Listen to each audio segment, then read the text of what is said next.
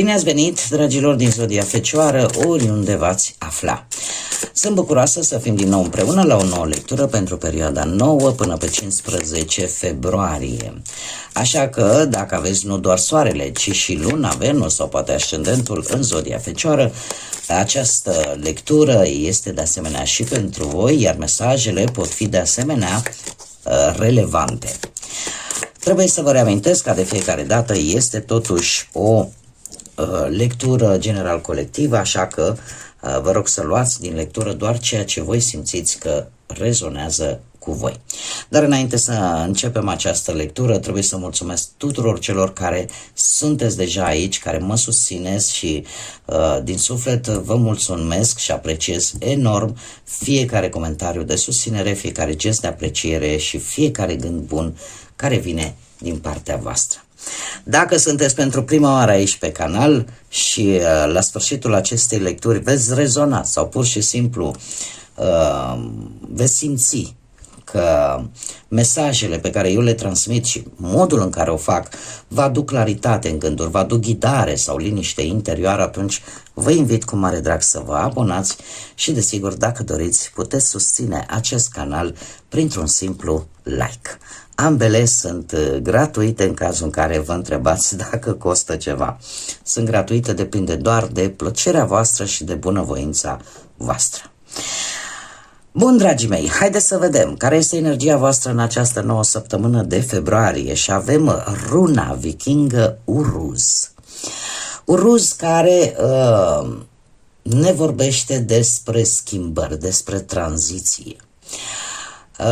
În mare parte aceasta este simbolismul acestei rune și se pare că veți avea tendința în această săptămână să folosiți mai mult, cum să spun eu, o agilitate, o rezistență și chiar forța brută, aș spune, în anumite situații, pentru a vă recăpăta poate libertatea, pentru, cum să spun eu, a vă înfrunta anumite provocări cu care viața vine în această săptămână și acțiunile voastre vor fi cu multă forță, cu mult curaj.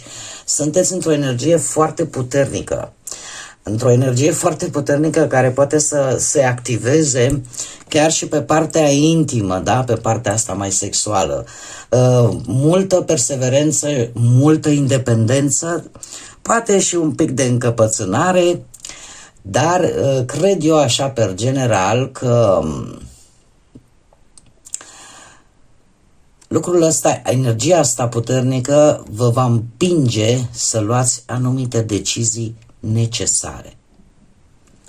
necesare și în același timp importante. Mergem mai departe și haideți să vedem ce ne spune tarotul. Ce vine pentru dragii mei din Fecioară în săptămâna 9-15 februarie?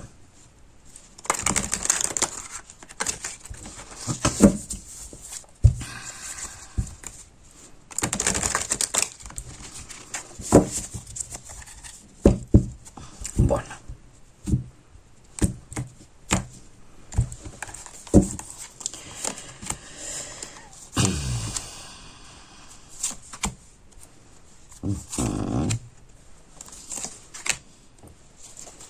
Da? Să știți că așa, ce văd eu până acum, va fi o luptă între voi și altcineva. Acum, nu vă gândiți neapărat, domnule, ne batem în săbii. Mare atenție totuși, dar din câte văd eu aici,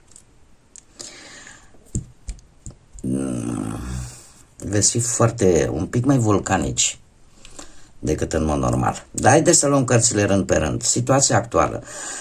Se pare că începutul de săptămână pentru voi va fi unul destul de obositor, ca să spun așa, destul de extenuant, orică veniți după o perioadă în care ați avut ceva probleme de sănătate, orică ați avut situații destul de obositoare în viața voastră care v-au cam extenuat așa de energie, dar acest 4 de spade, aș spune că Intrați în săptămână cu o dorință de a sta o perioadă singur, poate, sau de a sta acea dorință de a te îndepărta de tot și de toate, sau de un blocaj de idei. Un blocaj de idei, nu vorbiți foarte mult, veți avea așa o alură un pic taciturnă.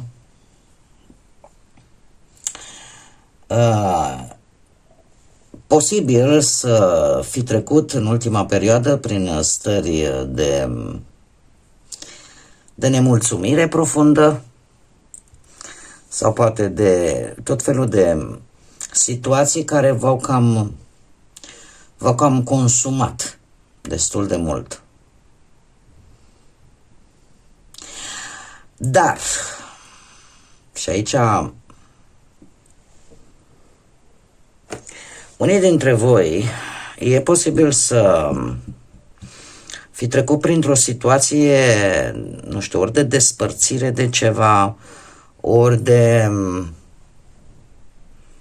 aș spune, ați avut cu ceva timp în urmă, într-un trecut nu foarte îndepărtat, parte de un refuz, parte de o durere emoțională sau parte de un dialog în care anumite cuvinte v-au rănit, v-au măcinat. Și sunteți încă în perioada aia de tranziție. Dar cu energia pe care tocmai am văzut-o, aș spune că este o energie un pic între ambiție, furie sau dorință de a demonstra. Acum, ce nu este în favoarea voastră și unde trebuie să acordați voi un pic atenție?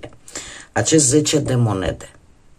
Acest 10 de monede îmi vorbește despre posibil ori o moștenire, ori o anumită reușită materială la care voi v-ați fi gândit sau pe care voi ați fi așteptat-o. Se pare că ceva legat poate de familie, de familia de unde voi vă trageți sau de anumite proprietăți, de anumite lucruri pe care voi le moșteniți de multă vreme. E posibil aceste situații legate de ce v-am spus să nu fie tocmai în favoarea voastră în această săptămână. Sau, poate pur și simplu, acest aspect pentru voi nu este foarte important în această săptămână și nu i acordați foarte mare atenție. Ceva ce ține, cum am mai spus, de moșteniri, de proprietăți, de anumite sume de bani,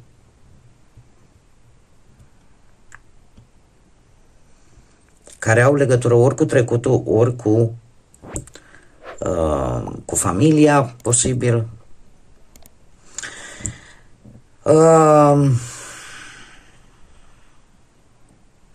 Ce este în schimb interesant, ce este favorabil pentru voi în această săptămână este treiul ăsta de monede care îmi vorbește de o colaborare. E ca și cum mai spune, domne, eu am un plan să mă redresez, am un plan să-mi revin sau pur și simplu vreau să realizez ceva, dar nu o puteți face singurei, indiferent cât de mult v-ați dori voi. Aș spune că munca în echipă în această săptămână este foarte benefică pentru voi. Mai ales dacă vorbim de partea asta profesională, de proiecte noi, de relația voastră cu ceilalți, cu alte persoane. Proiectele astea noi, ideile astea noi pe planul muncii, să știți că sunt chiar benefice cu condiția de a nu încerca să le faceți singurei. Pentru că sunt favorizate conexiunile în această săptămână și nu neapărat numai pe partea asta profesională. Chiar și pe partea asta, cum să spun eu, și a banilor, niște recompense pentru o muncă depusă la comun cu alte persoane. Sau pe partea asta chiar și a relațiilor până la urmă, nu? Proiectele, viziunea comună în pereche vă ajută să mergeți într-o singură direcție. Dar munca în echipă este foarte favorizată în această săptămână. Cu condiția, și aici am văzut acest cavaler de bâte, cu precădere cei care aveți poate un ascendent în zodii de foc, berbec, leu sau săgetător. În această săptămână stă în puterea voastră, voi puteți să controlați. Într-adevăr, există foarte multă energie pe care deja am văzut-o. Există, acest cavaler de bâte îmi spune de dorința de a acționa, de a obține ceva. Dar faceți-o, cum să spun eu, totuși în urma unui plan. În urma unui plan, pentru că alminteri, știi cum e când vedem aici, avem acest călăreț care merge cu o făclie în mână și merge în viteză. Trebuie să fii atentă. Pentru că toată această energie, toată această scânteie, dacă nu este bine controlată, la un moment dat poate să și cauzeze situații dificile. Așa că stă în puterea voastră. Și nu o puteți face singuri, indiferent cât de mult v-ați dori. De asemenea, acest cavaler de bâte, dacă nu vă reprezintă pe voi, poate reprezenta o altă energie care să știți că nu este un rival pe care să-l învingeți foarte ușor. Este un rival greu de combătut. Este cineva care nu va da un pas înapoi pentru a obține ceea ce își dorește. Da, putem vorbi și de acest lucru. Iar asta voi puteți să controlați. Știți cum e că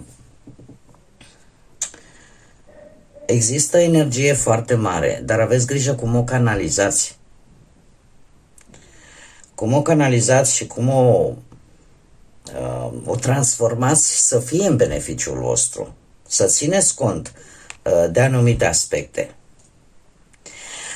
Ce nu puteți controla, un cavaler de cupe. Aici. Nu puteți controla faptul că e posibil să primiți o propunere sinceră. Dar unde voi, această propunere va avea nevoie și de un răspuns, de o decizie. Este adevărat că propunerea în sine poate să fie soluția unei probleme care pe voi vă preocupă. Doar că vine, cum să spun eu, alegerea ei cumva va trebui făcută intuitiv, instinctiv. Probabil că nu va da foarte mult timp de gândire și atunci știi că cumva vei avea certitudinea, domne, eu trebuie să iau o hotărâre acum. Nu am foarte mult timp de pierdut. Ce fac?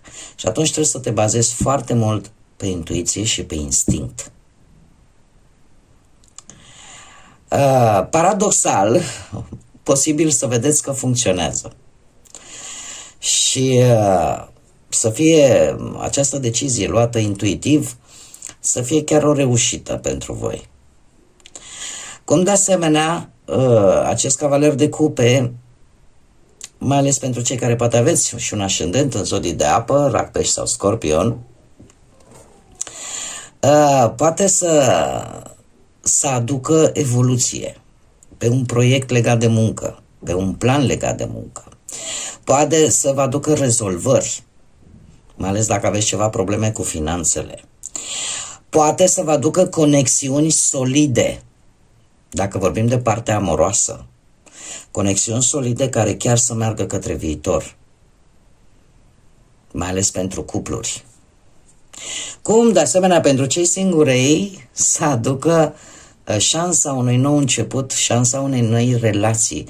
Pentru că aici, totuși, acest cavaler de cupe, să știți că face propunerea, vine cu această propunere pentru că asta simte să facă. Vine cu o sinceritate. Depinde de voi dacă va fi cum să spun eu, se va transforma în realitate, va fi ceva palpabil sau va fi decât un nor de fum și atât. Depinde de voi foarte mult.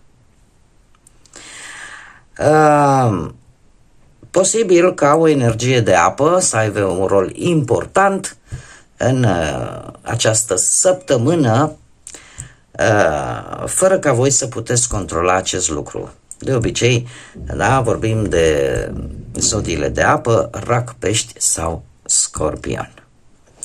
Haideți să vedem acum și dacă ar fi să generalizez lectura voastră, dragilor, săptămâna aceasta va fi o săptămână plină de energie, plină de, cum să spun, de hotărâre, de voință, de curaj, dar în același timp are un strop de furie, pe care voi, dacă veți ști să o canalizați și să o folosiți constructiv pentru voi, să știți că veți avea reușite. Iar per general așa, munca în echipă, lucrul în echipă cu alte persoane este foarte favorabil pentru voi în această săptămână, așa ca o sinteză pe scurt. Haideți să vedem acum și ce cavaler de dragoni, cu ce mesaj vine pentru voi, dragilor din Fecioară, în săptămâna 9-15 februarie. Un mesaj, te rog, pentru dragii mei din... Haideți să mai încercăm, le punem așa, sunt destul de mari.